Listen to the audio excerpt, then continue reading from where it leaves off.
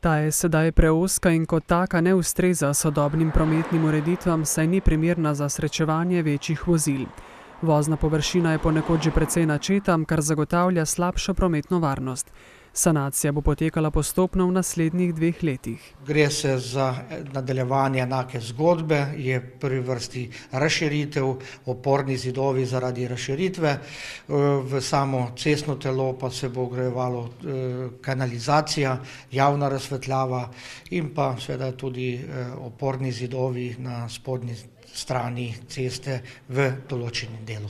Da je obnova nujna, so se strinjali tudi svetniki na sinočni seji, ki so potrdili, da se v načrt razvojnih programov uvrsti nov projekt, zaradi katerega so bile potrebne tudi prerazporeditve denarja v občinskem proračunu. Moramo pa te prerazporeditve narediti zato, da lahko kandidiramo na sredstva države, ki je seveda država pa ta sredstva pridobiva iz Evrope in ta procedura je potrebna, da se bomo lahko javili na razpis. Projektna vrednost naložbe znaša okoli 400 tisoč evrov, a kot pravi Škufca, se bo končna cena še spremenila.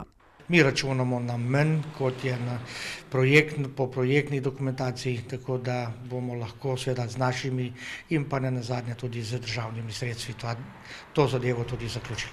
En del ceste so namreč v sklopu Suhokranjskega vodovoda že obnovili.